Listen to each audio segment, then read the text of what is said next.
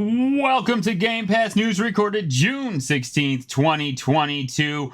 Sean and I are here after a whirlwind Sunday showcase where Xbox announced all kinds of stuff. We're going to break it down for you. We're going to chat about our favorite, our what's not our favorite, what was missing, what we thought of it. Also, I just want you to know that between Sean and myself, we have lost 2.5 PS5s. People, you are listening to the biggest losing podcast ever, and you're going to like it.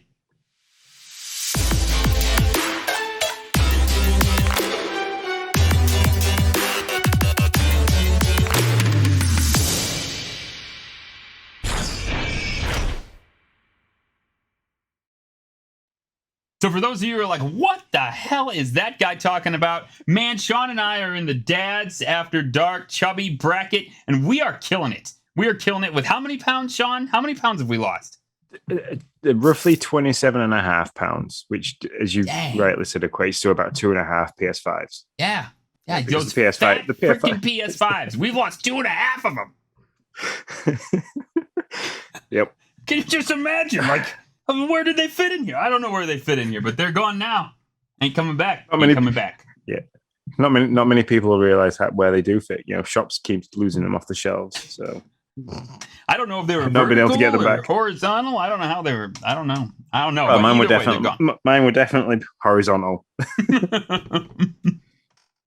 Oh man, it's been a lot of fun. I can't thank the dads enough for putting it on. I've really enjoyed the competition and spurred me on to lose. I've lost all my pandemic weight now. I don't know what I was doing. I was playing Animal Crossing and eating donuts, apparently. I don't know. I don't know what happened, but that must be how it happened. Yeah. That was definitely it. It was the Animal Crossing and just constant snacking. Yeah. That's yeah. I know, like literally, I noticed. So I have always had a Fitbit Charge. Got a new one when this thing started. That was a Father's Day present for me, Fitbit Charge 5. When I went back on my Fitbit app, I realized September 2019 was the last time I ever logged into the app and put my weight in. And I realized it was about that, like in the beginning of 2020, which I just stopped wearing it. I was probably like, he has moved 4 steps today. I was probably like, no, we're just going to take this off. I don't need to see that. Yeah, but if it counted island steps, you'd be well in a 20,000. Yeah, right. That guy was getting running around running around terraforming. Yeah, he did all the work for me. I just sat on the couch. I swear. But hey, it is P3 week, and Xbox did their big showcase. And Sean and I were on for most of it. Well, I was on for all of it. Sean was on for some of it. I don't know. We had some technical issues. A combination of too many people on the Wi-Fi, and then we've had a company in the area called KCOM, which have been digging up all the roads. They work separately to British Telecom, and they're pulling in all new fiber cables. They've had an argument. I've looked into this. They've had an argument between themselves and British Telecom, who originally laid all the pipe work for the network of cables for the internet, phone, and stuff like that. Wouldn't let KCOM use their pipe work to run their new fiber cables through. So they're basically having to dig up and go lay a complete new pipe and pull fiber in, and they're now getting to the point where they're slowly connecting everything up. And they kind of issued a letter came around and we're like, oh, we're really sorry for any disturbances that you've had in the last so many days. This is due to us.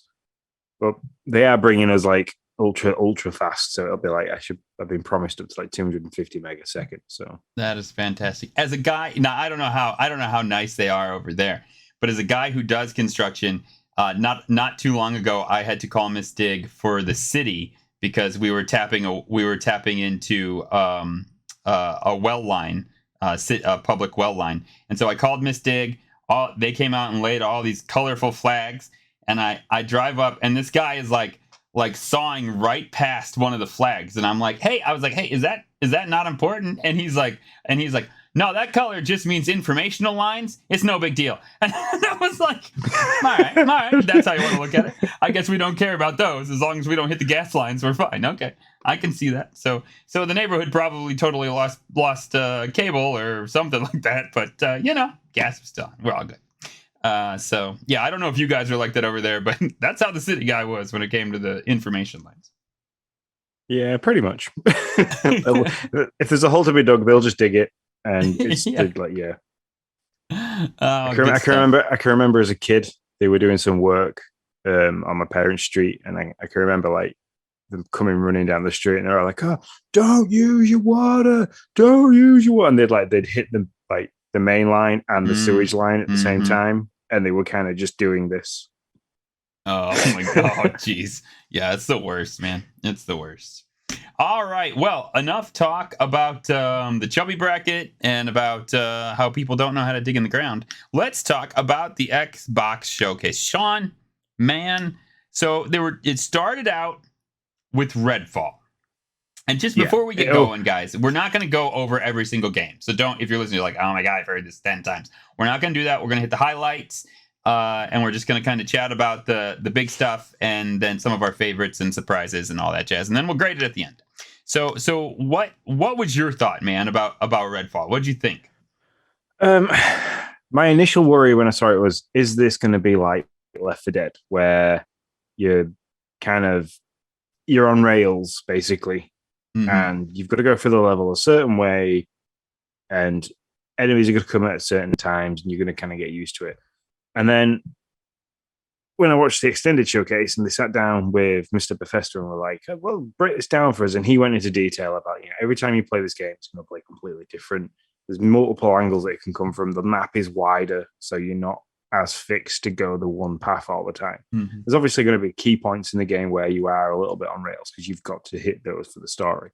But the abilities that each character has means that they have had to open that up because you've got the guy with the sniper, you've got the brute who uses the shield to go through, stuff like that.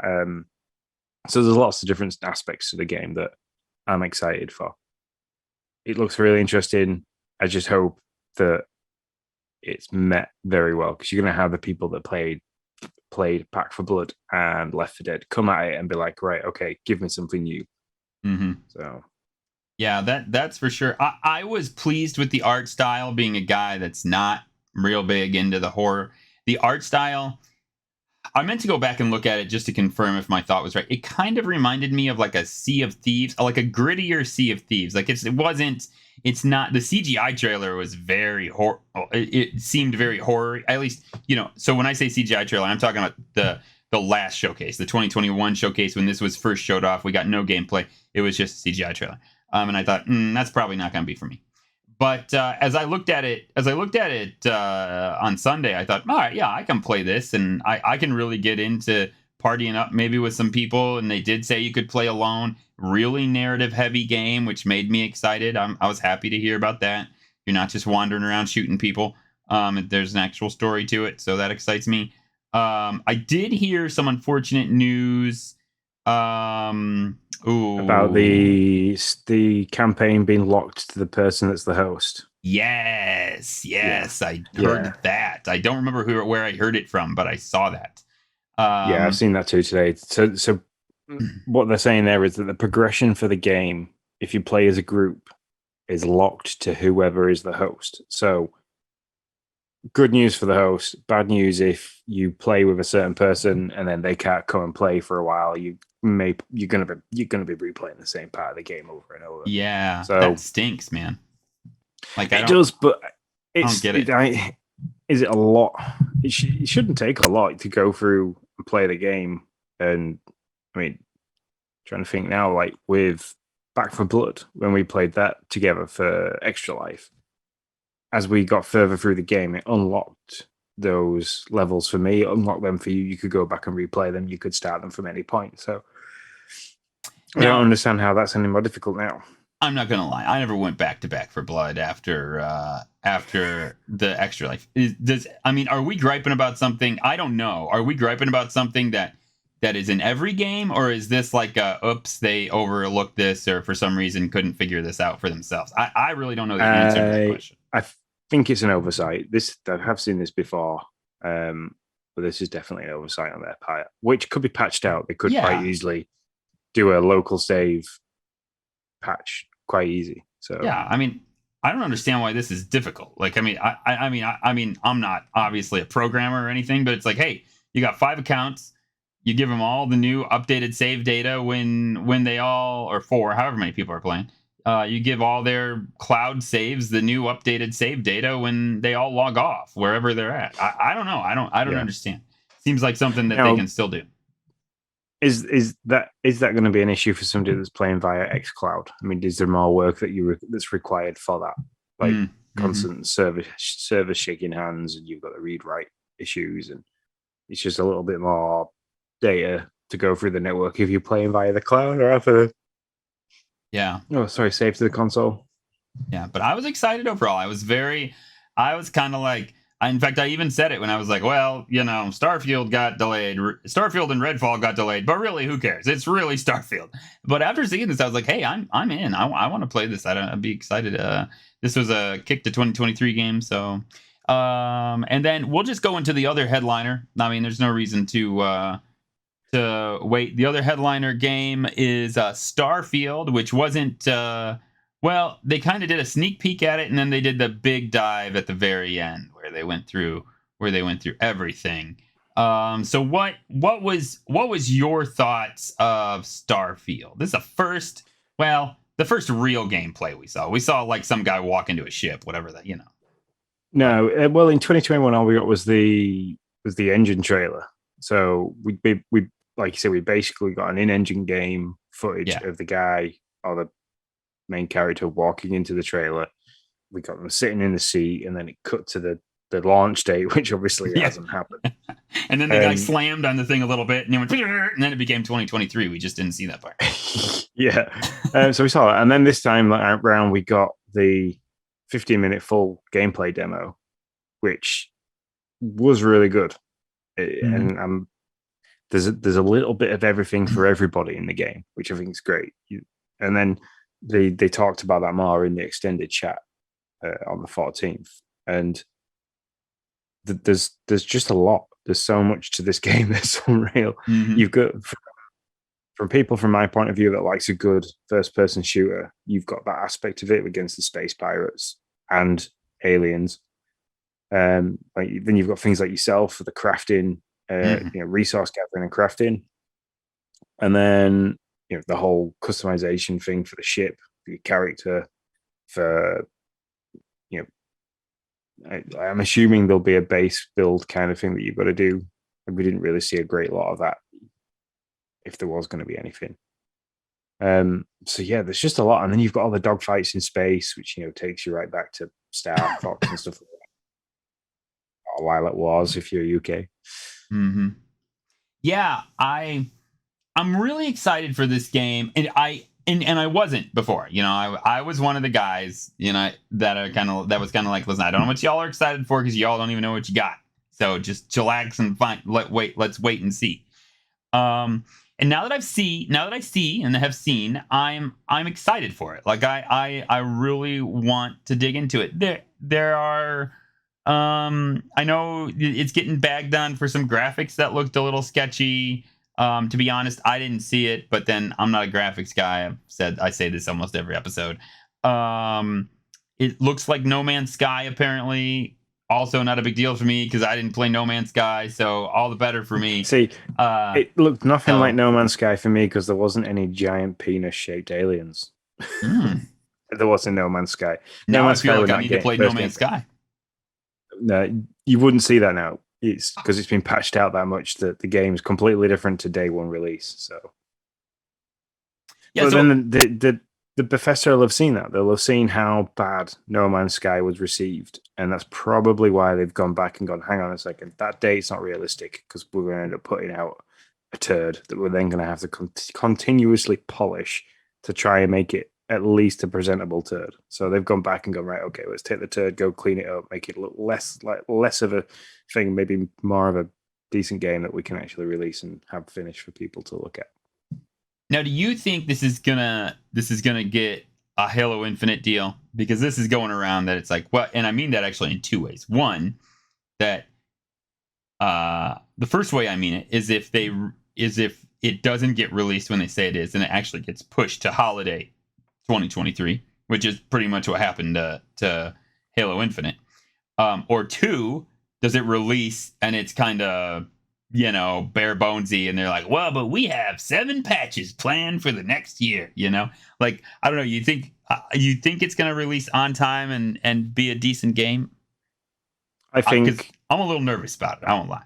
I think if it had come out on the date that it said, we would get the Halo Infinite treatment, as in Hmm. like, okay, guys, we understand this game isn't as it was supposed to be, or as we hoped it to be, but we wanted to get this out to you so you could play it. In the meantime, we're going to do this, this, and this, and this over the next coming months. I think they've kind of gone back and gone. Halo didn't do very well with that. 343 kind of dropped the ball a little bit there, but also gave people like the data, basically it was a bit of research data for everybody else that let's not do that. Let's not cyberpunk the crap out of it or Halo Hmm. Infinite too. Hmm. So that's what they're doing. And I'm glad they're doing it because there's a lot to that game. There is a lot to look at, a lot to work on. There's a lot of aspects that could go wrong. There's a lot of aspects that could require a lot more work than needed. So yeah, I'm glad Yeah. that they're pushing it, and I can't see them pushing it again because they sat and talked about this a lot. So Listen, I ain't saying anything because I said there was no way I was getting pushed from 11, 11, 22. So I'm done. I'm good. I'll just not say anything until it actually they tell me they're actually going to come out with it. That said, if I remove myself from the Twitterdom, okay, and because Twitter has trouble saying anything positive.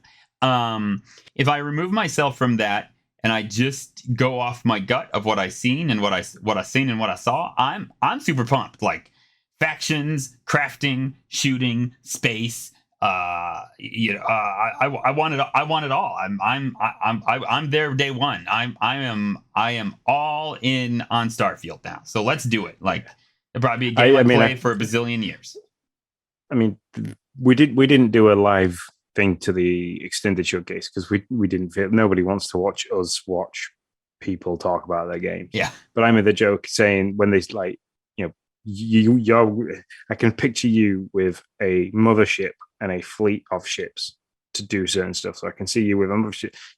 I know for a fact you'll have a ship for mining. You'll have a ship because I sorry with Grounded, sorry with Animal Crossing. Mm-hmm. I know that you're a very organized kind of person when it comes to resource building kind of games. So I can see that happening. But for me, I'll probably have just one ship that does everything. Yeah. Now there are things that we'll see more as more comes out. I'll my hype level, my hype train will either come crashing down or it'll just speed up like a bullet. We'll just have to wait and see. But yeah, that's what I want. Like give me like a space garage where I can keep like 5 different spacecrafts that I can just have, and I'll just have a ridiculous amount of money, and there will be some kind of Tom Nook that I'm just paying to be able to upgrade whatever that guy's name is. I'm sure it'll be some fat alien looking guy if I can know how these things normally go, and he'll want like a bazillion space credits, and I will give them to him. Jabba the Nook. Yeah, that's right, exactly. Jabba the Nook. There's our episode title right there. You did it. Yeah, I mean, there's a couple of things that we've not seen fully from this. Like, we haven't seen a multiplayer aspect. Mm-hmm. So, are you going to get like other people coming into your, is it just going to turn into an open galaxy where you could meet other players and they are other space pirates or other people that you play in the game that you can come counter into? That was one of my things I was thinking. They didn't mention any form of multiplayer. I hope that it's not that. I mean, I don't mind that, but what I don't want to be doing is like flying I don't want it to be like well, if they want to do that, make it like Sea of Thieves, where you can turn off the online, you can be attacked or turn that on. Like do something like that. Because I don't want to be out there putzing around with my mining ship and have it blown away. Like that's not fun to me. Let me play my game. I'm happy to play co-op.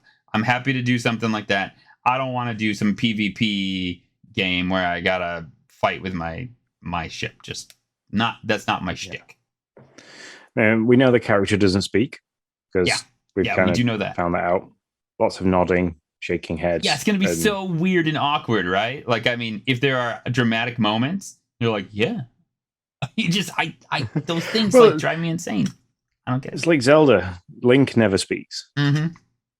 and that game is full of drama and suspense. It just kind of goes. Yeah. And it's weird. It's awkward and it doesn't always fit. I'm sorry. I love Zelda. Like, I do. But it doesn't always fit. Like, he goes through the most traumatic thing and they're like, good job. And the guy's like, you're like, that's a head nod. Sorry for all of you podcast listeners. And you're like, what? What? Like, that's all you got? Like, I mean, I'd be like, this guy's got problems. I don't know. So that, yeah, that doesn't make sense to me in a AAA game like this. We got no name for the currency. We were just kind of told that if you watch the extended chat for it, that if you want to be upgrading your ships, adding parts, buying them, making them bigger, you have to do a lot of mining, and that resource you then have to sell.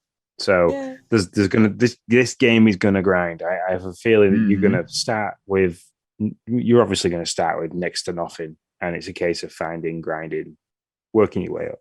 Yep. Which is good. I mean, if the game boasts like 1,000 different planets, yeah, like let's that was my other. Let's do it. Yeah, that was my other worry. Is are they going to have different biomes? So are you going to have like a center to this? This is this solar system or this galaxy, this array of planets. Does it have a center? If it does, is it the further you get away from the center, like our solar system, does it get colder as the closer you get to the center? Is it going to get, you're going to see what, dry, barren planets? Is there going to be a healthy medium where you're going to see, trees, lots of different kind of animals? What do we do if we encounter water? Is there swimming? There was a lot of things that we didn't see. I think there's still, like I said, there's a lot of information to come out yet for me. Yeah, for sure. I'm excited for it. I agree. But I need to see more. Like I said, my hype train right now is kind of climbing. Before it was stationary. Everybody else was like, yeah, and I was like, I haven't seen anything. Now it's going, and it's going fast. It's moving. But okay, my character talks. That kind of like, all right. And then like now we just learned just recently, Bethesda said, okay, there's no landing. Like you're either in space or you're on ground. Well, not on ground, but there's no transition between the two. I don't know how to say this, Sean. But we saw him flying around, right? So you can fly around the planet. Yeah, so when you leave the ground and you're flying around in the atmosphere of the planet that you're on, yes, that's okay. You can do that. But as soon as you go from atmosphere to stratosphere to space, you're going to get the whole Starlink cutscene through and then open back into open world. Kind of, you've got control. Now, see, if it's Starlink style, I'm actually okay with that. Because in my head, it's like, I want to go to space, and he's just like, does this thing, and then there's like a loading screen. See, it's like the unknown, right? Like, I'll make it as shitty as possible in my head, because that's just how I am. And so, yeah, if they do that Starlink thing where you kind of just, you get to the edge of the atmosphere, and then it kind of flies in, and all of a sudden, boom, you're there. I loved that. Like, I was all in on that. So, yeah, I'd take something like that, and I'd be okay with it. Yeah. See, again, that's another reason why I think it's getting pushed, because they're going to put those little polishes on. It's probably gone, the game as it is now has probably gone to a bunch of people to be tested, and they're like, yeah, this loading screen kills the feel for the flying aspect. Go away and do something different with it. Yep, I'd agree. So, well, I hope it makes it's sometime in the first half of 2023 marker. But we shall see. So those are like the two big ones that we wanted to see. Sean, I want to know what and we'll go back and forth. What are our top 5 games from the show? So you give me your first, and then I'll jump in. Forza Motorsport 7 is my, like, I am really excited for that. They've done a lot. I'm excited and nervous. I'm excited because they've done things like, as the track rubbers in, different surface temperatures of the track completely alter the way the car handles. So that's great, because in previous games, if it's rain, if you're on a rainy track, yeah, it's a little bit more slidey. If it's a dry track, it's just a track. That's it. Where they've gone to the point where, the rain crosses over to the dry, you're going to have the dry line. Coming off the dry line affects how the car handles.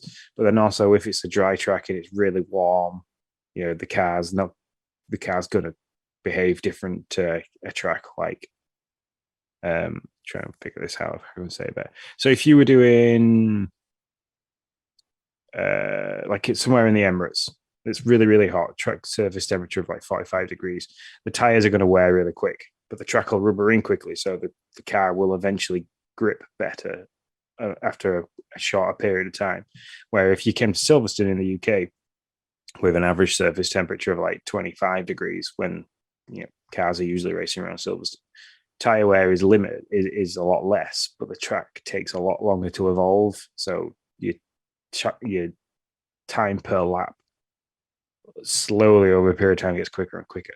So I'm glad that they've added that aspect to it, because for me personally, who's watched Formula One for the last 3 decades and a bit, that's a really big important part when it comes to the strategy of a racing simulator. That's great. My worry after that is that have they gone so far into developing all this that there's going to be things that they've inherently missed, or stuff that just makes it very difficult to try and get your head around how to set the cars up and play and stuff like that. So there's a lot to come that I'm really excited for, and at the same time really nervous about, because they say they've made 48 different changes to the game. So yeah, just based on how the cars handle all the shiny stuff, right? Like, I mean, they were just like all the shiny, mirrory, ray tracing-y, I mean, man, they couldn't have showed you more. Are you at all nervous?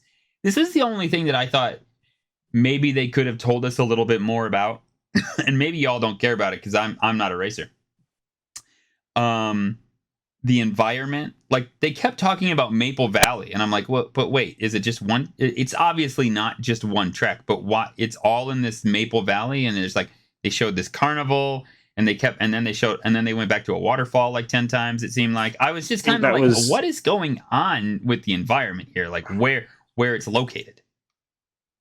I think they were just showing off. That's one track. So on a race day, you can kind of when I went to Silverstone a couple of years back with Lindsay, it was a whole weekend ordeal. So we went down on the Friday afternoon. We stopped like in a hotel nearby, but as you were there was a whole fairground kind of thing, loads of stalls. There was a big stage with like different music acts on and stuff like that. So it was really like a big festival as well as this race, and it showcased lots of different things. So I think they're trying to bring that kind of atmosphere in around the track. They're trying to bring a little bit of Forza Horizon, the whole festival carnival kind of thing, but to the track. So then when you're driving around, you aren't kind of just got this, oh yeah, that's a tree, but it looks just like a cardboard cutout stuck over here. They're kind of trying to give you a little bit more of a visual wow as you're driving around, so the game kind of feels a little bit more rewarding to play rather than just a racing simulator. Which, for me, I hope you can turn that down, because if that changes how the car looks graphically, and people that, if this does ever play on the Xbox One, which I can't remember if it showcased that or not, they're going to really struggle and be a massive disadvantage, like graphic wise. So, but yeah, I'm excited for that. I'm excited to see what kind of cars they have, what kind of different, because like they had all different kinds of events. There was drift racing, there was rallying, there was different shapes and sizes of cars. I'm really interested, and I'm hoping they bring like a go-kart aspect to it, because I love a bit of go-kart racing as well. So yeah, I can't because Gran Turismo did that. You had a whole go-kart series in Gran Turismo, which I thought was fantastic to do, because they're a lot more fun to race for like younger people. So they can do that, and I can kind of get Logan excited about it. That's quite fun. Nice. All right. So one of my top 5 games. Now remember, when we say top 5, we've already talked about Redfall and Starfield. So not including those. One of my top 5 games, this is going to come to no surprise to Sean, was Lightyear Frontier, which is like this random game that probably nobody cares about. But I am super interested because you're farming in space, and I will do that all day long. The only reason, if this dropped next to Starfield, that might be the only reason I don't spend a lot of time with it. But it looked cool. You're in this little robot mech thing. You're making gardens. You're doing all kinds of stuff. People are like, why the hell is this in Nick's top 5? Bill, because that's just the kind of gamer I am. I love that kind of stuff for some odd reason. So I am all for this. It was in the initial 2022 picture in Xbox's graphic. It was in 2022. Then they moved it to 2023. So I think that was just a mistake they made when they put out the graphic. Is my initial thought on that. So yeah, but that they really didn't show a lot of it, but that's a game that I'm like, I'm in on that.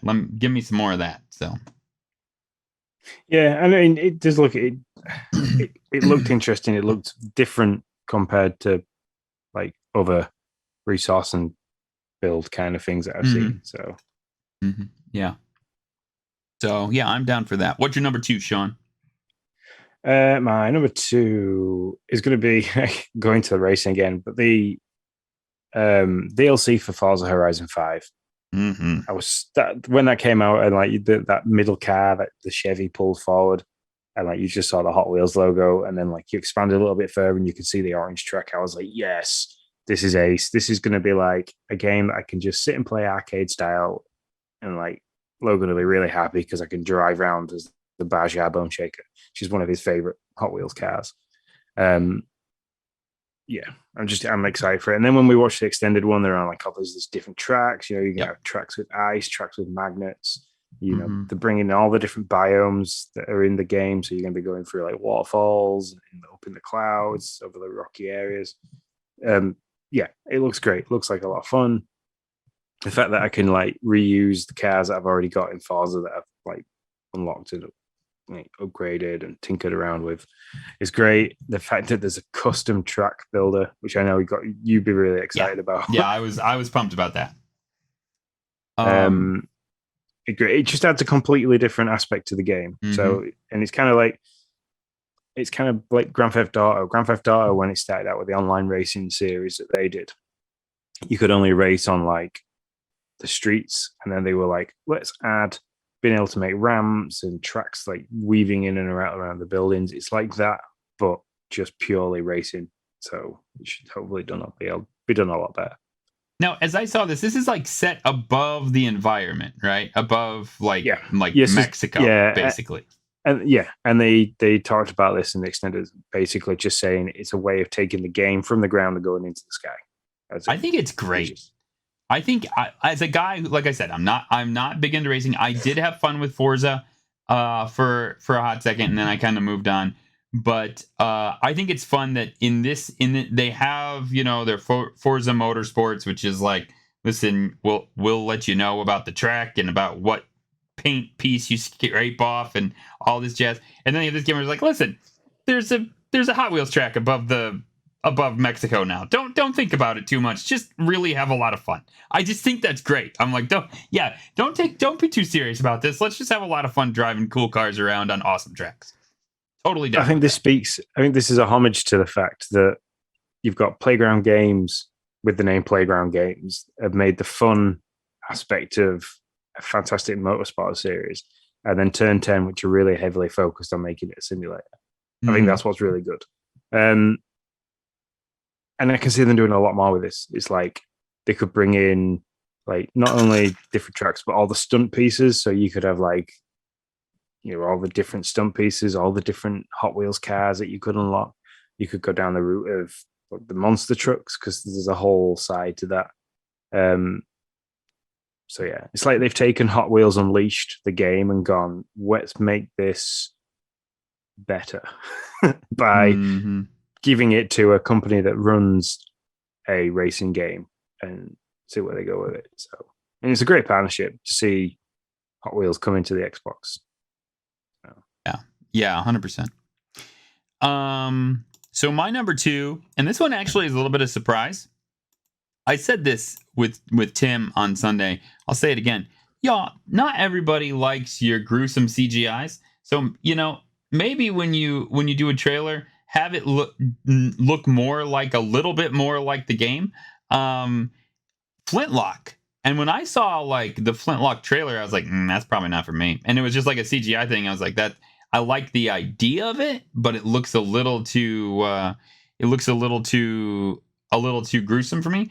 But man, I really am interested in this game now. After watching the gameplay trailer and what it was, I think I can play this. I think I'm in on this, and I want to see it. I want to see. Yeah. I just want to get my hands on it and see what it's like.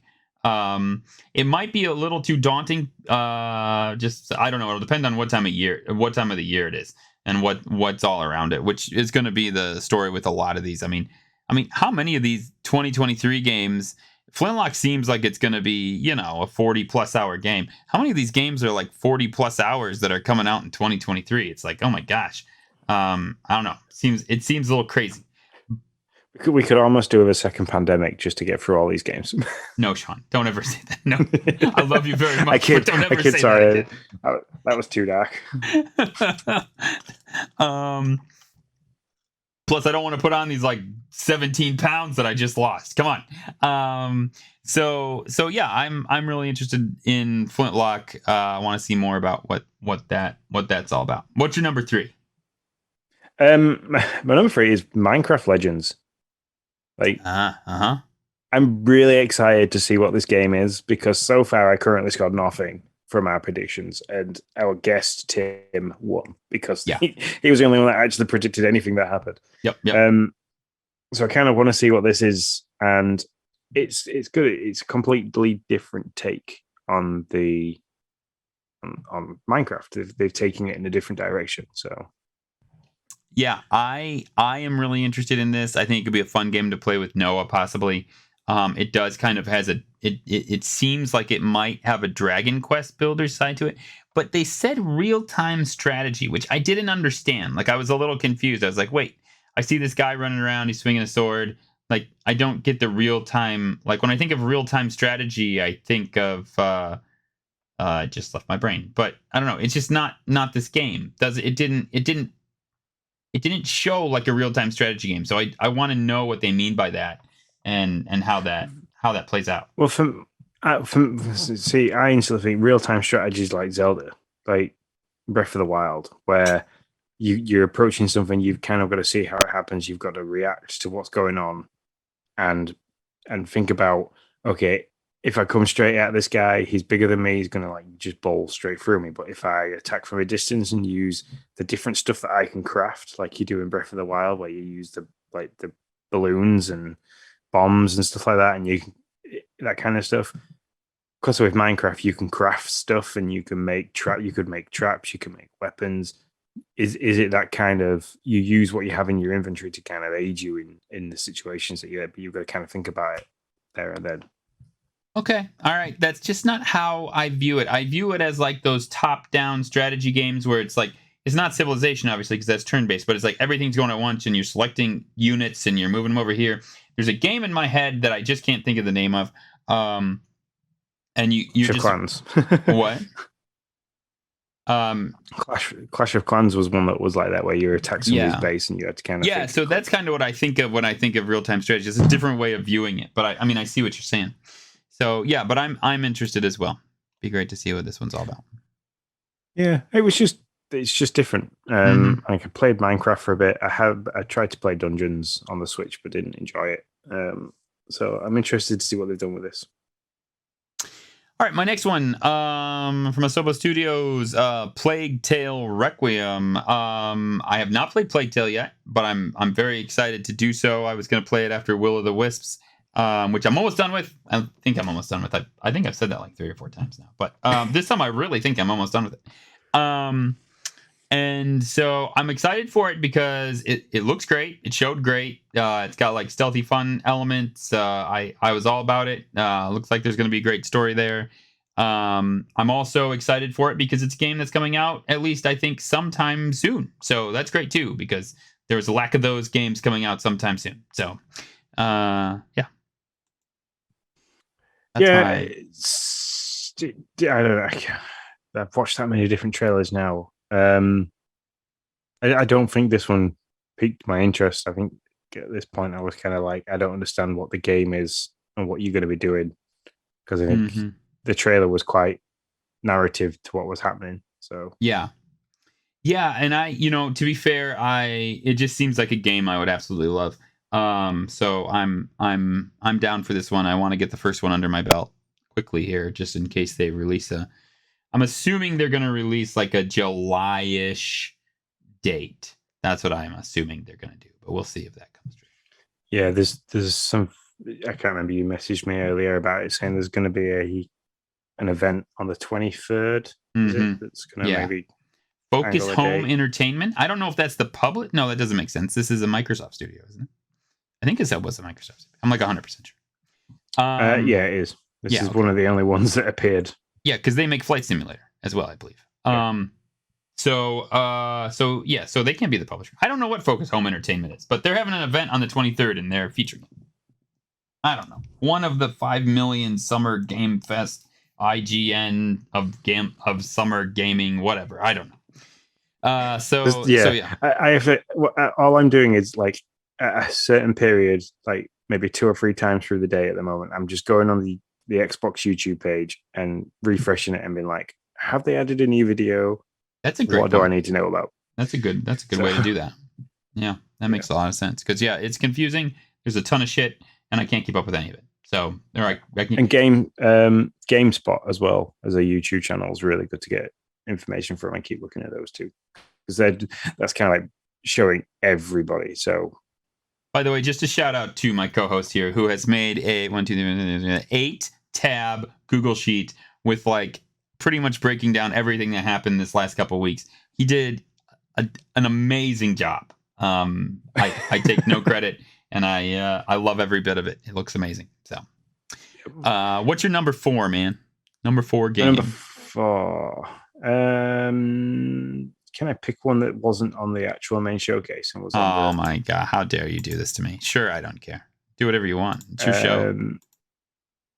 The Texas Chainsaw Massacre game that was shown in the extended showcase. I'm actually quite excited for it because it plays. Yeah, it plays like the movie, and I'm a big fan of the original movie. So, yeah. Maybe if you run around enough, you'll find Dan. He's somewhere in that state. I don't know. But yeah, I'm excited for that. It's going to be interesting. I mentioned it to Jaya, and she was really excited. And I was like, "When's it coming out?" And I was like, "Hey, it's coming out 2023." She was kind of, "Oh, great, thanks for that." I was like, "I'm really sorry. It's not coming out any sooner."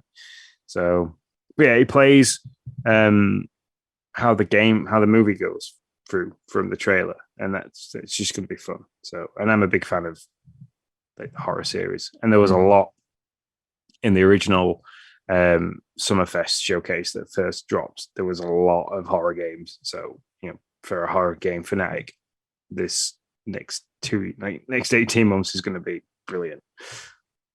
Awesome. Yeah, there definitely is a ton of horror games. If that's your jam, then you're good to go for a good long time. We're getting down here, and it's getting a little tough. I'm not gonna lie.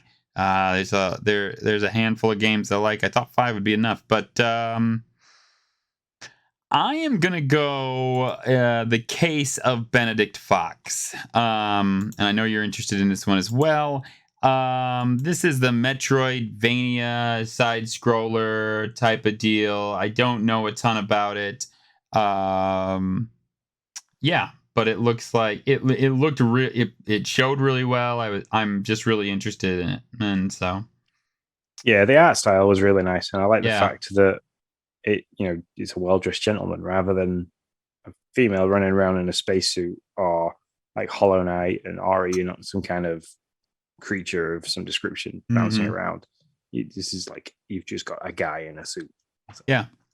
Yeah, so I'm down for that. Again, it's spring 2023, like every other game I've chosen. So there you go, except for Plague Tale, which is half the reason why I want it now. It's great. All right, what's the next one for you?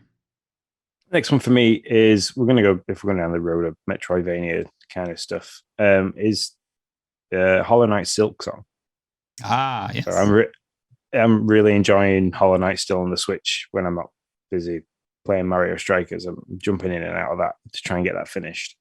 And I'm quite interested in seeing like why this character is now used in the game rather than the little dude. So yeah. You think they're actually going to give you that story? They're not going to tell you that story. They're not going to give you nothing. I mean, I was kind of hoping you get to know haven't finished why the game, and I that don't story. want to. Yeah. Yeah. If you're playing the game, waiting for it to spell you out what the hell is going on, you keep waiting. That's all I'm gonna say. Yeah. You just keep waiting because it does not. Okay. I'm sorry if that's a spoiler. Then so be it. But it's yeah. But no, but in terms of gameplay, they showed some stuff off, and I think like even you said this has got like a Metroid Dread feel to it that kind of looks like they've really amped up the battle side of things. Mm-hmm. So this game's damn harder than Metroid Dread, and I beat them both. Well, obviously not Silksong, but I beat the first Hollow Knight. I beat Metroid Dread. Hollow Knight was harder for sure, 100%. More punishing, less forgiving, all those things. Harder combat, blah blah blah blah blah.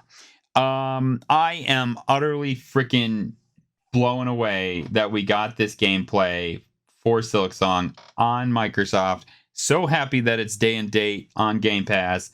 But why the hell have we yet to get a date for this thing? I mean, give me. I know, it's not anywhere. Yeah. I don't get this. 2019, we saw gameplay of this thing at a Nintendo Treehouse. Now, this is why I think we haven't seen anything yet, because Nintendo are yet to do their event. They are nowhere. There is no date. There's no sniff of a date. There's nothing. So I think Nintendo are going to give us the date for this. That could be. And I think because it's 2019 and the game looks pretty much done and polished in the gameplay that we're seeing, I've got a feeling that they're going to go, and it's available today. Oh, you think? Yeah. Ooh. And then as soon as they say it's available today, it'll go click Game Pass. There you go. Yeah, that would be pretty awesome. I'm down for that. Somebody if you want to write that up as a prediction. Yeah, somebody just needs to call Nintendo headquarters and tell them to stop counting their money and actually, put on this show. I think that's what they're doing. They're just like they keep printing money over there with their Switch, and it's like they just keep counting that money. I that would be awesome. So possibly I could see that. I got lost. Was that your number 4? I don't know what happened. Is it my turn? That was your number. Oh yeah, I'm lost too. That was our number 4. That's what we're gonna say. Man, we should have put a counter up here or something. I'm pretty sure that was our number 4. And if I'm wrong, then well, just deal with it. Number 5.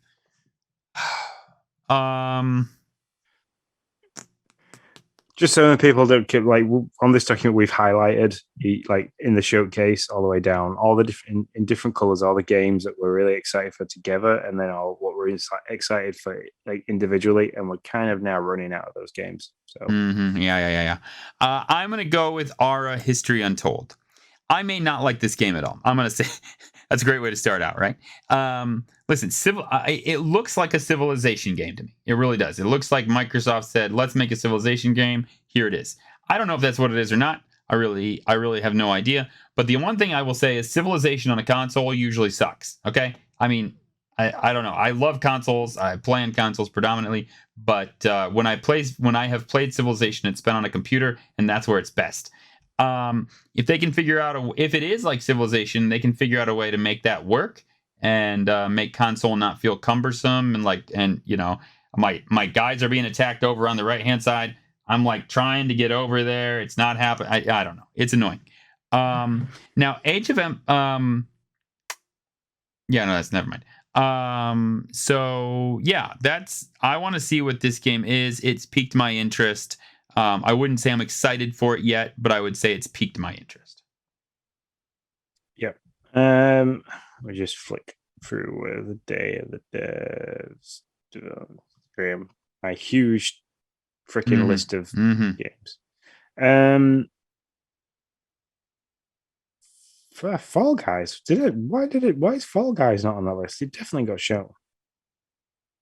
Or am I just being dumb?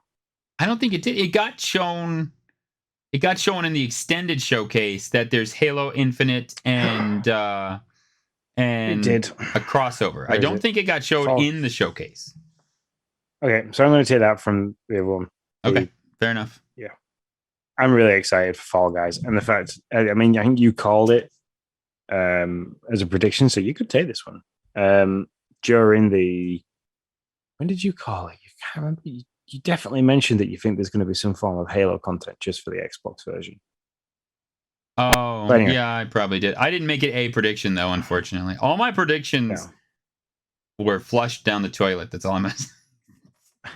So no, I'm Flushed down the excited for damn Fall toilet. Guys, and I'm even more excited than the fact that there's Halo skins, just to show for the fact that the guy that's playing it is a Game Pass enthusiast. So Mhm. Yeah, I'm super pumped to see how Fall Guys plays. It's free. Play it on the Switch. It's cross-platform, cross everything. I'm a fan of all that crossing.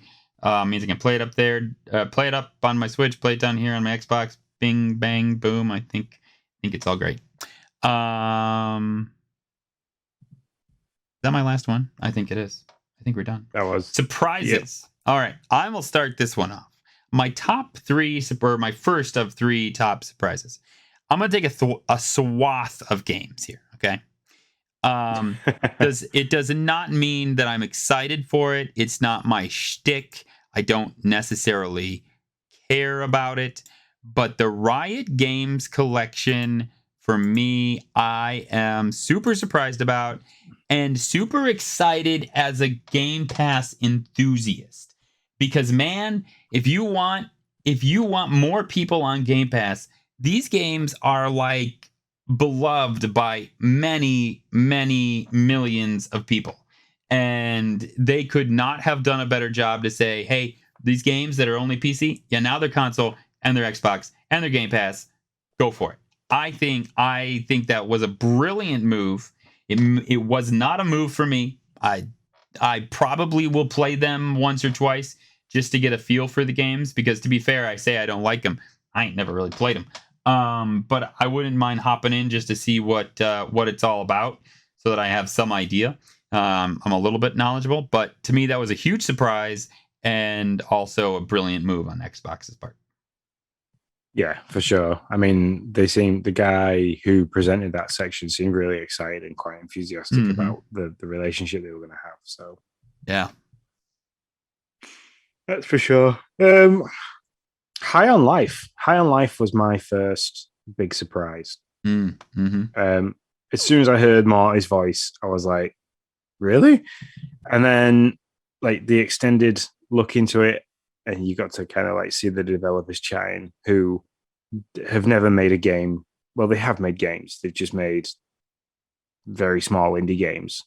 And then to make this like as they called it, a triple I rather than a triple A third party game. They're a triple I third party game.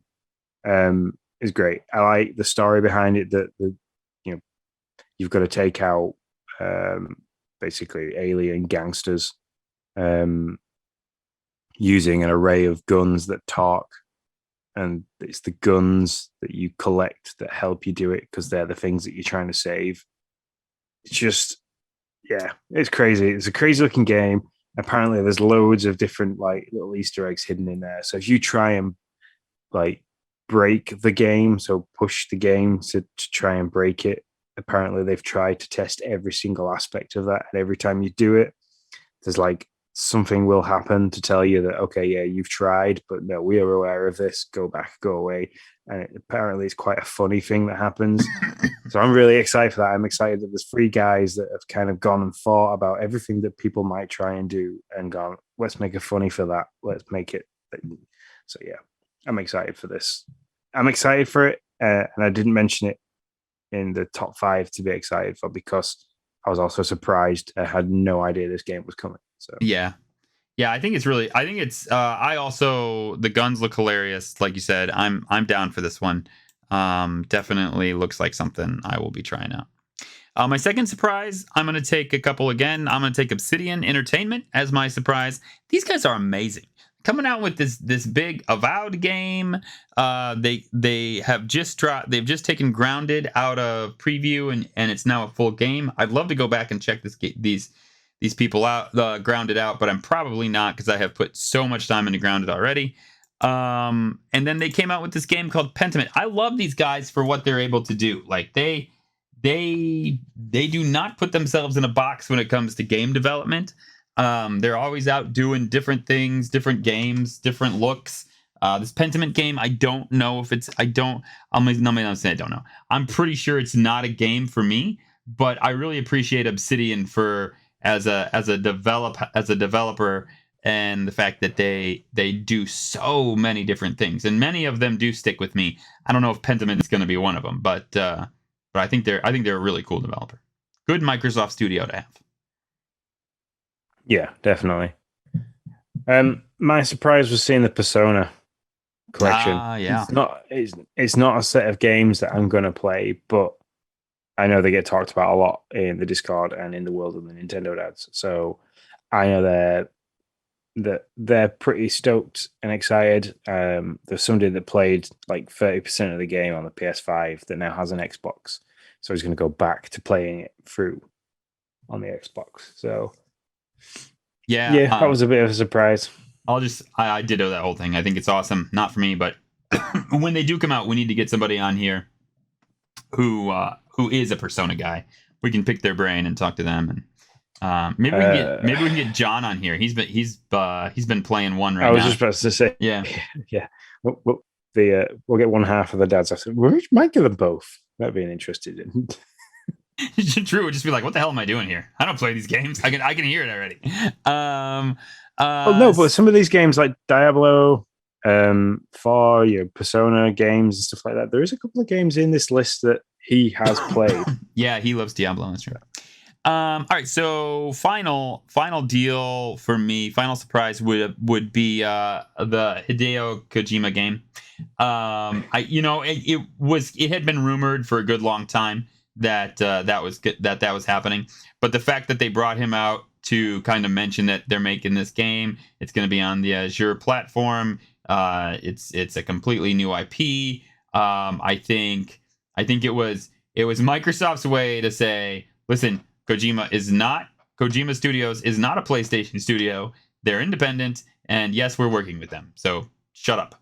And so because man, every time I go on Twitter, it's like, oh look, the Kojima Studio logo is right next to the PlayStation logo, so they are a PlayStation studio. And so I loved it. I thought it was great. I thought it was hilarious. And I'm interested to see what this game looks like, which we probably won't see anything for until like 2025. So there you go. Yeah. And then when you do see it, and knowing his previous catalog of games, it probably won't be a game that you play. Probably not. That's true. 100% true. Yep. Mm-hmm. But another good get by Microsoft. So definitely. My final thing that dropped that completely surprised the hell out of me is we watched the whole of the Microsoft Flight Simulator DLC, like the 40th. Well, it's not DLC; it's the 40th anniversary version of the game. With all like the Wright brothers playing, and there's a couple of other famous planes and stuff that were in there. And then that kind of faded out, and then the Halo music started, and you got to see this is out now as well. You can fly the aircraft from Halo in a Halo world in Flight Simulator. I think that's great. I think that's really, really cool. I'm not going to try it because I just don't do well with flight simulators at all. But just a really nice surprise drop. It's like, well done. You spent loads of time working really, really hard on this 40th edition, which in the extended showcase they kind of talked about a lot, and they had a really good tour around the airbase with the actual planes that they showcased in the on the 12th showcase. So for them to have been doing something else at the same time, working with 343 and getting all that kind of data across is really cool.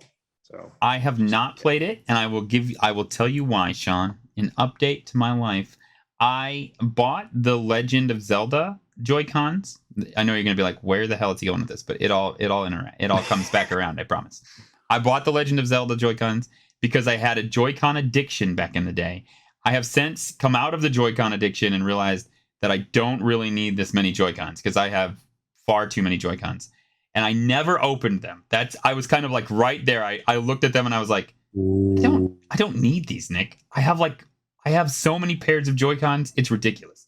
So I shoved them in on the shelf and never opened them. So I am now going to sell those and buy what is like a medium range flight stick. So that's what I'm doing. So I'm not going to touch Flight Simulator again because I really didn't enjoy my time with it. The controller is just not precise enough for that type of game, and I wasn't having a great time. I had a flight stick back in the day when I played it on PC, and so gonna buy another one of those so that I can get the most enjoyment out of it. And then I will work down here just like I did in college when I studied. I'll work down here. I'll take a plane trip over to where Sean lives, and I'll literally let it fly in real time while I'm just hanging out down here doing my thing. I can play it on the cloud now, which is fantastic. I don't have to worry about it taking up a bazillion gigabytes on my hard drive. So yep, that's my plan. And then I'm gonna jump back into the cloud once I get my flight stick. Nice. That's ace. All right, that is all of our surprises. We went through a lot of the games. There are some that are still out there. If you're interested, that you can watch. I'm sure you've watched the showcase, but there's a million ways to view them. There's a really cool graphic that Microsoft put out about 50 some games over the next year from June this year to June next year. So look them up. Final thoughts, man. We got a question from Hey, it's Chad. What the heck do you think's missing? He didn't say what the heck. I'm just paraphrasing him now at this point. What games do you think are missing on the showcase? Sean, start us off. What games do you think are missing?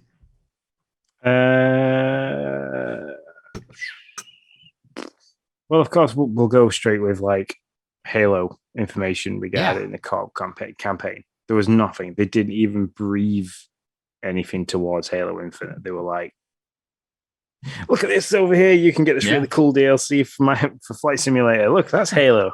We did it. Yeah, there we go. We mentioned Halo, but it's just not the game. Sorry, don't come back. And then ran off. So there's two ways to spin this. Did they not mention anything because they're like, we ain't got anything, man. We told them what we got. Nothing's changed. We're still not sure when the co-op and the Forge thing are going to happen. Blah blah blah blah blah. Do they want to get out of the thing of trotting out the same IPs, right? Like, here's Halo in the showcase again. Do they want to show that they're bigger than their flagship IP and say, listen, we have these other things too? I don't know. That might be like pie in the sky thinking. Maybe they really just don't have anything for Halo, and if they did, it would be there. But could you ever imagine Nintendo turning up to an event and being like, we're not mentioning anything about a Mario game. We've got nothing happening with Mario right now. He's just gone. Forget about him. No, I don't know. They do sometimes, but they have so many IPs, it doesn't matter. And I think that's what Microsoft is trying to do here. They're trying to say, listen, we have enough IPs, although there's, a lot of their IPs are missing. So whatever. I'm probably wrong. I'm probably pie in the sky thinking, and it's like, well, no, it's not this at all. It's really just that Halo's in a shit of trouble, and they didn't have anything to show. So, anyways, so I thought I had this whole list, and Hellblade 2. That was a big one for me. I really thought, and I think Hellblade's mired in some development trouble. If we have not heard from them yet, that one was a big shock to me. I really thought that they would be here. They're I believe still slated for 2022, but I can't imagine they're even 2023 at this point if we didn't get anything from them. So definitely. I mean, it's a worry. So what's happening over at Ninja Theory? Have they kind of stalled somewhere? Are they in issues? Are they affected by any of the current events in the world? So yeah, for sure. I'm going to say anything to do with Contraband. We got a CGI trailer in the 2021 showcase, and then nothing. Yeah, we've had absolutely nothing. Not even like a quick gameplay trailer like they did with Starfield. So yeah, that's for sure. One thing I wonder about how they're doing this though, and I kind of am excited about it. I hope they keep this up. So listen, Am I really interested to know more about Contraband? Would I like to, I was kind of wondering maybe it'll come out next year. Now you kind of have an idea, right? Hellblade's interesting. Listen, and Microsoft just says, listen, these are the games you're playing between now and then. Maybe they'll throw in a couple of bones. I mean, you'll definitely get some small games on Game Pass for sure, 100%. But like, these are the games you're playing between now and June of 2023. So if it's not here and it's a bigger game like Hellblade 2 or Contraband or something like that, I'm gonna assume I ain't seeing it because I imagine it would be here. Now it'll be interesting to see if that's the case. And I love that kind of cycle. I think that's great if that's what they do. They're like, listen, here's the games between here, 20 next June. I would love if next June comes down, there's a P3 again or an E3 or a summer of gaming, whatever. And they're like, listen, here you go. Between here and next June, these are the games you're gonna be playing. I love that cycle. I mean, that feels great to me. Just let me know. And then I'm like, okay, I don't got to worry about Hellblade. That one's out. Contraband's out. All right. And it really lets you set your expectation of like, all right, this is what Microsoft's got. Love it or leave it, basically. Completely agree. Everwild was one that I really wanted to see, even though I'm not shocked we didn't. There's been a lot of chatter about development kind of not going super well for Rare on that game, but that game really looks like my style of a game, and I just really want to know more about it. But I'm not shocked it's there, but I am a little surprised. I'll just say I'm a little surprised by how many Microsoft studios did not show up, because that's what we're naming here. We're naming Microsoft studios that didn't show up, and that seems a little crazy to me. Yeah, just for the people that are listening. So there's 24 studios and only 9 showed up. Yeah, that's but, it. What are you gonna say if you're Everwild and it looks the same as it showed in the last? What are you gonna show, the same CGI, or be like, show? I don't know. So I get it. I'd rather you just stay mum if that's where you're at. But well, the thing is that when they started, they were like, in the lead up to all this, and all the hype was like, oh yeah, every single studio is going to come with something to show you. And it's like, that's true. They did say that. Yeah. Yeah. I'm like, well, not so much there, Phil. Not so much, Mister. So yeah. No, you're definitely right about that. Now do you have some others? Yeah. The other thing that I'm shocked we didn't see, and we didn't see in the first showcase, we saw it in the extended showcase. We didn't see any Stalker 2 gameplay in the main showcase, which most people will have watched. I can't imagine when you say extended showcase, people instantly go treehouse, lots of developer chat, switch off, ID Xbox kind of thing. But they dropped this right at the very end of the extended showcase, and the gameplay stuff looked absolutely brilliant.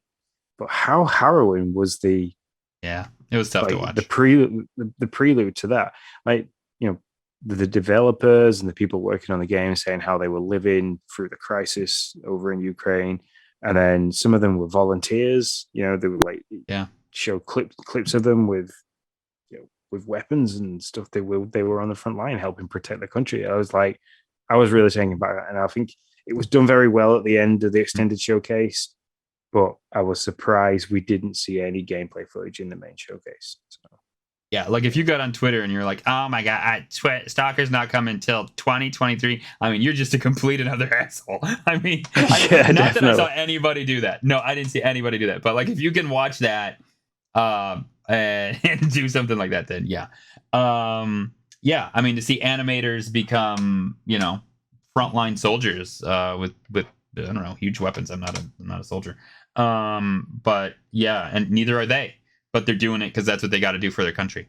And it's sad. And we said when this thing first started, that we definitely stand with Ukraine. It's a war. It's not a just war, as if there ever is one. And but we stand behind Ukraine for sure. It was hard, yet I felt really, really compelled and lifted by the guys that were doing it. They're still like, look, we're still trying really hard to develop this game and get it to you. At the same time, we're dealing with all this, so it's kind of like, wow. And I sometimes complain that my job's hard. So yeah, man. I mean that's definitely something. Any other what's missing for you? I was shocked we didn't see anything from ID. I thought we were definitely lined up for some kind of Doom or Quake news. And then the other one that kind of really rattled me a little bit that we didn't see anything was just as we were looking through the collation. Nothing from those, and they didn't show any Sega stuff, which I was expecting they would do, considering that they're working quite closely with Sega's like Super Game Initiative. Yep. I think Tim might get some more points because I was shocked we didn't see 007. And Tim had said, this will be an N64 crossover thing with Xbox might show on Nintendo. He might nail that. Because I mean, we know that it's been updated with current achievement records. I mean, that dropped on Microsoft on accident. So we know it's there. We know it's ready. We know they're holding on to it. And the only thing I can think is their Nintendo has the right, or they're letting Nintendo, whatever. I don't know how it works.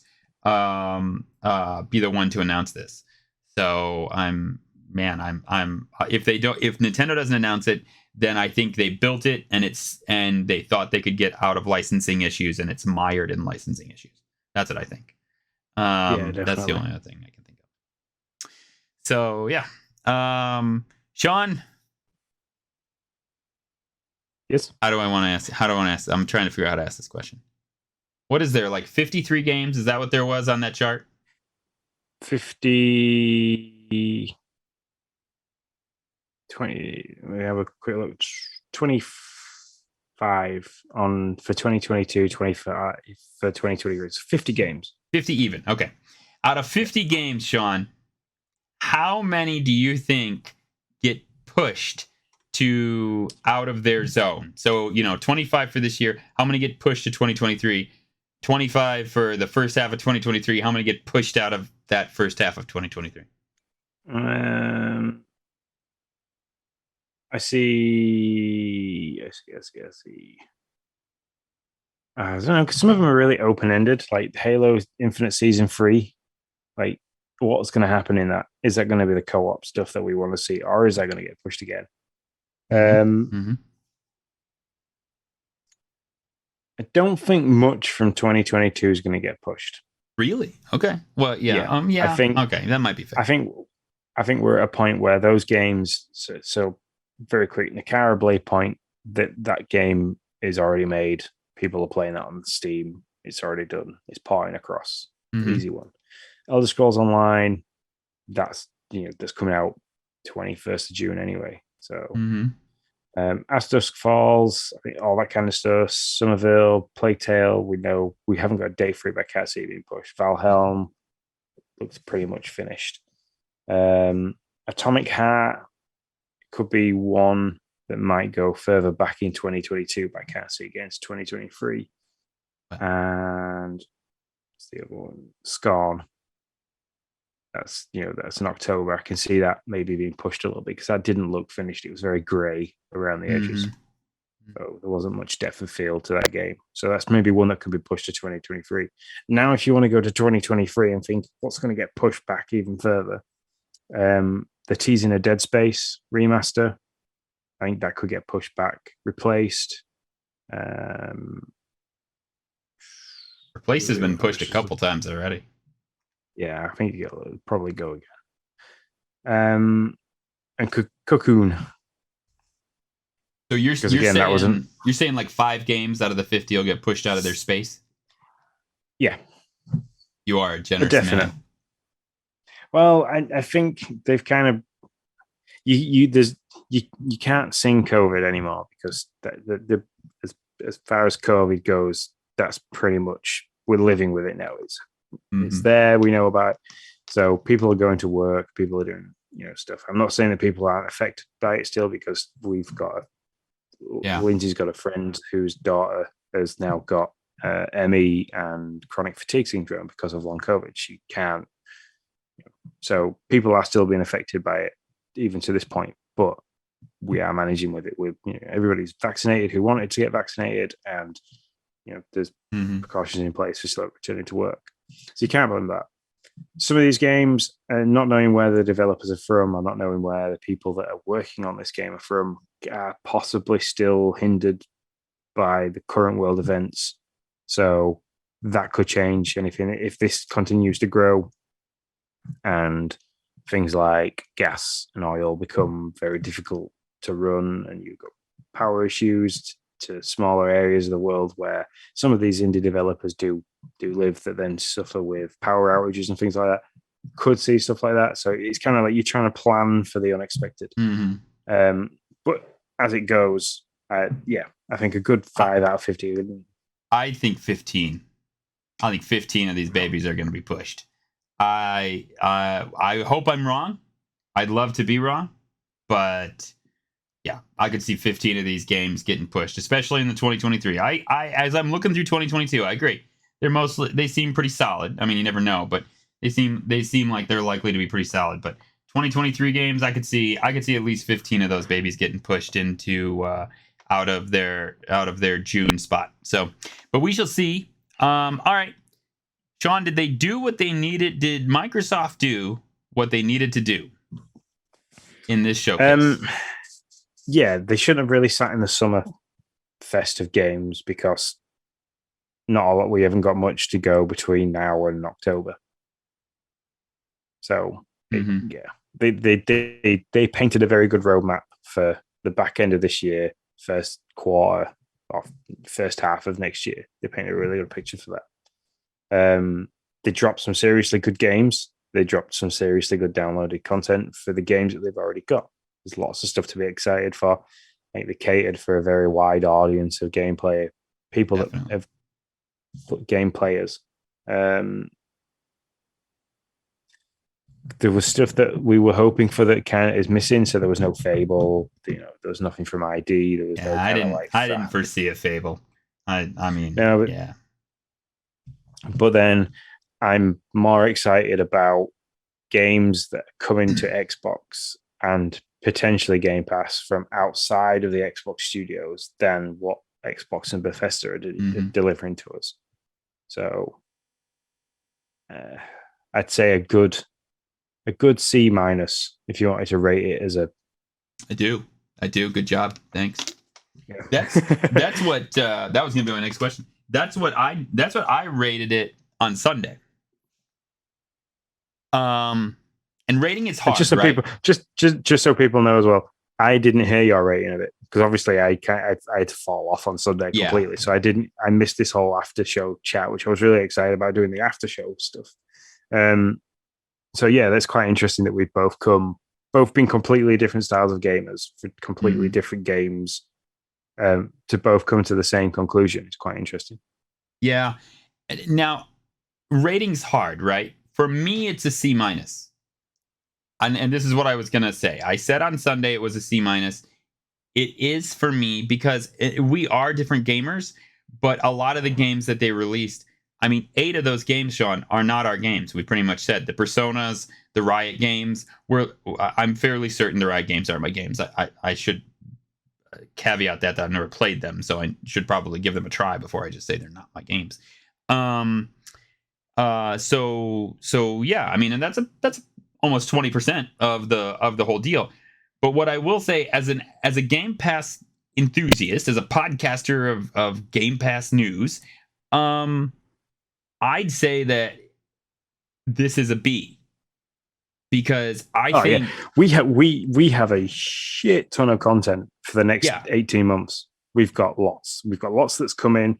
Out of, there was 36 games dropped in that list, and out of those 38 games dropped in the showcase, and out of the 38, there's 36 of them coming to Game Pass. 19 of those are day one releases. Yeah. So there's a lot. There is a lot for us to go at. We have our work cut out for us for the next 12 to 18 months to try and figure out what on earth we're going to be doing. But not just on that note. You're right, though, on that note as well. Not just on that note, but they've reached out now to Japan with this, this Naraka game, the Wulong Dynasty, Kojima Studios, Personas. They know they've got some momentum there. It's not a lot. The bar was low for them there, but they got some, and they don't want to see it die. So they've reached out to kind of see if they can get a foothold there that they've never been able to get. You got the Riot Games, which is a huge swath of online PC gamers. So they're bringing those in. I think they have done an amazing job for themselves to see their subscriber number grow quickly. My only thing that I think they failed at, they have a Microsoft Studios doesn't have games, and though they gave us 50 games this year, none of them, that's not fair, but the tentpole games don't, except for Shredders, which just dropped, but to be honest, that wasn't even one of the ones they announced. They don't start until like October, basically. So that's the only thing. I mean, it seems by their records that the summer is dry, to be honest, from how it looks like. So yeah, I mean, that might not be the case, but that's how it looks. If you want to look at games that are coming to Game Pass that came from elsewhere, Street Fighter 6, that's a pretty big game to be coming to Game Pass day one. Routine, Midnight Fight Express, which looked quite fun. And then, like you said, Shredders got announced in the Summer Game Fest, like the first showcase. That was a huge drop, and Xbox didn't mention anything about it. Yep. Yeah, not a thing. So, but I'll stick, for me personally, it's still a C-. It's just there just wasn't. I was missing some of the stuff that I wished would have been there. So, yeah, that's all I'm saying. So I'm excited for the Resident Evil stuff coming to Xbox. That I got really giddy about the the not just being locked to PlayStation. So if they'd have, I don't know, if they'd have scored maybe a little bit more of Capcom stuff like that to Game Pass, then yeah, I'd have been excited. If they'd have dropped a big EA collaboration in all this, I'd have been super excited. Now, here's a question I have for you.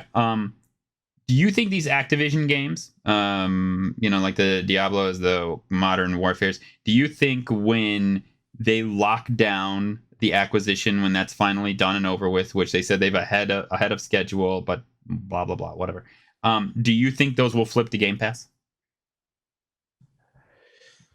Or do you think they're maybe contractually locked out of that? I think this time around they might be contractually locked out of that. And I mean, I don't mean exclusive, by the way, just so you understand. I don't mean exclusively on Game Pass, but do you think they'll flip? Oh no, in that case, Game Pass? In that case, they will come to Game Pass. I'm edging my bets to not buy Modern Warfare 2. Yeah. And I enjoyed the Modern Warfare Remastered. I'm going to edge my bets to not buy it, that I'll be having it on Game Pass next year. Yep. Yeah. I think that's gonna. Well, I don't want to say that's gonna hurt him, but it may in the end a little bit in the short term. Let me say, because I see. I don't think it will. I think because that many people will buy Call of Duty, the die-hard Call of Duty fans that have had to have the Call of Duty every time it's come around. I don't think it will hurt them. I don't think, because I'm not too bothered about the multiplayer side of Call of Duty as much anymore. I'm a big fan of the Modern Warfare storyline. I enjoyed the first one. Like, there were some of the best missions and stuff like that, and little like missions in the remastered version that I'm excited to play the campaign. I don't normally play a campaign for a first-person shooter like Call of Duty, so I'm excited to play that. Yeah, it'll be interesting to see. I am not a Diablo person, but that game interests me. So I'm like, just the trailer interested me enough that I was like, I give that a go on Game Pass, but it's not on Game Pass at the moment. But I think it might be at some point. Yeah. All right, Sean, we are a minute and 40. We are an hour and 40 in already. Do we want to just call it a day and do our spotlight another next week, or what do you want to do, man? Yeah, we can do. But we've both been playing. You've been ridiculously busy. You've been the hardest man in the world to get hold of over the last few days. Yeah, I've been. Which I fully understand. I fully understand. June's a hard time for you. It was the same last year when we were doing this. So, So yeah, we'll hold off on the spotlight, give us a chance to play a few things, give you a chance to play shredders, and Yes. you know, give some feedback on that after which you're going to be doing after the podcast. So Yep. um, so no, I'm quite happy we've hit a lot. So for anybody in chat, before Sean starts, for anybody in chat, we're gonna slip over to the stream starting soon. After this, I'm gonna change the stream details, get a drink, go to the bathroom, do all that stuff, and then I'm gonna start playing shredders. So when I come back, and then we can take a look at that. Anybody that wants to party up, let's party up. Let's do it. So yeah, just very quickly, like I mentioned earlier on, if between now and then there's some crazy stuff that drops, do keep hitting up the YouTube channel for Xbox.